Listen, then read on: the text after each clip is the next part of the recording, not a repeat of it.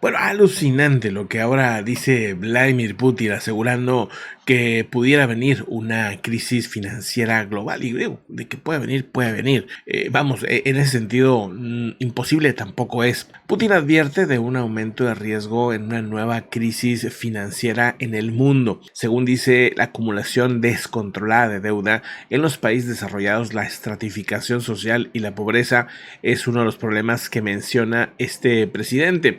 Después de ahí se va a lo que llama sanciones y provocaciones ilegítimas, dice, procedentes del exterior en lo que llama una guerra híbrida contra Rusia. Asegura que, bueno, su confianza es importante, o sea, que el pueblo confía en él y dice, la situación actual de nuestro país sigue desarrollándose de forma estable. El pueblo ruso está más consolidado que nunca, asegura. Y apunta y acusa de que hay un aumento de potencial bélico en el mundo. ¿Por qué ha sido provocado este aumento bélico? Pues el presidente Vladimir Putin se la ha pasado amenazando al mundo con el uso de armas nucleares ante cualquier provocación, ante cualquier situación que complique el desarrollo de su país. Y esto obviamente ha puesto en nervios a la OTAN y ha puesto en nervios a muchos países que han decidido pues armarse hasta los dientes. Y es una situación pues que obviamente esta no la comenta.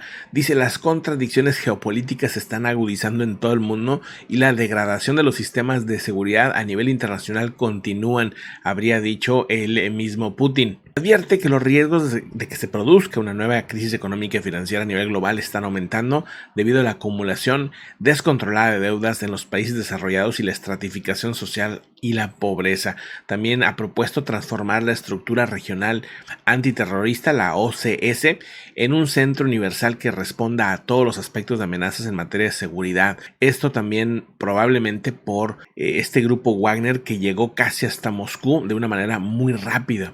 Y se está viviendo una situación totalmente contradictoria. Uno de sus mayores socios es Lukashenko, pero Lukashenko ahora se está asociando con el grupo Wagner que pues supuestamente habría traicionado a Vladimir Putin. Esta triangulación está súper rara. Ahora Bielorrusia está pues aceptando las armas nucleares de Rusia para tenerlas ahí, supuestamente que también tienen ellos la forma de utilizarlas, no nada más Rusia, sino ellos también tienen control sobre ellas, según dicen, pero también el hecho de que ahora Bielorrusia, que su punto débil son las tropas, tiene muy pocas tropas, tiene 50,000 tropas, pero se sabe que más o menos una quinta parte son las que verdaderamente están entrenadas, los demás no. Entonces con que te lleguen estos 20,000 o no sé cuántos wagneritas, porque todavía no queda claro, algunos aseguran que son 15,000, otros que son 25,000, que están ya en Bielorrusia, pero que están altamente entrenados. Imagínense lo que significa para Bielorrusia. O sea, ahora lo que era su punto débil, ahora ya no lo es, ¿no? Ya tienen fuerzas ahí.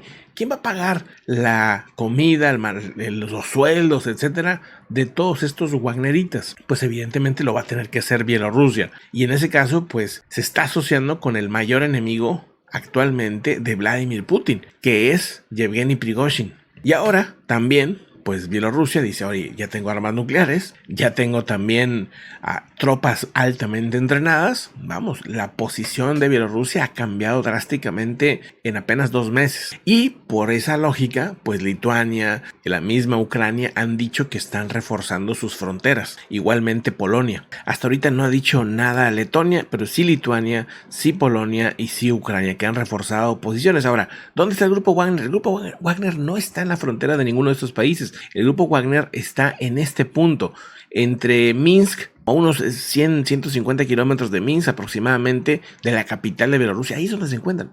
O sea, están alejados de cualquier frontera y ese movimiento, si es que se llegara a dar hacia Ucrania, Polonia o Lituania, sería fácilmente observado. O sea, todo el mundo ahorita estará observando qué van a hacer las tropas del grupo Wagner. Ahora, claramente no se sabe si el grupo Wagner está donde dice estar, o sea, bueno, sobre todo la élite, o sea, los que dirigen, en este caso Yevgeny Prigozhin, aseguran que ya está en la capital, viviendo en la capital, en Minsk, aunque también su avión privado se vio cómo pudo entrar a San Petersburgo. ¿A qué fue? ¿Quiénes iban ahí? Tampoco se sabe. El presidente de Turquía, el presidente Erdogan, ha puesto la línea roja que no debe cruzarse para que Suecia pertenezca a la OTAN.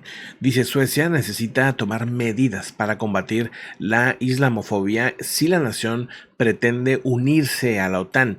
Esto afirma Recep Tayyip Erdogan, el presidente turco, que califica la inacción de Suecia contra la islamofobia, o sea, estas protestas que queman el Corán y todo esto, pues ha molestado mucho al presidente turco y ha tomado eso como un pretexto para no aceptar a Suecia en la OTAN. La invasión de Rusia en Ucrania fue una de las razones principales por las que Suecia se animó a solicitar ser miembro de esta alianza, igual que Finlandia, que ya lo hizo, que ya es parte de la OTAN, y eso también pues pone en jaque a Vladimir Putin, porque Vladimir Putin pues si quería quitarle poder a la OTAN, y la OTAN ahora tiene más poder con Finlandia, potencialmente tendrá más poder con Suecia. De momento todavía no entra, pero cuando lo haga, que esto probablemente lo pueda hacer en algún momento, aseguran que esta línea roja ahora pues no está limitada, o sea, incluso la misma OTAN ha dicho que no debe de hacerse ese tipo de protestas en las cuales se falta respeto a alguna religión, no importa cuál religión sea, simplemente no se debe hacer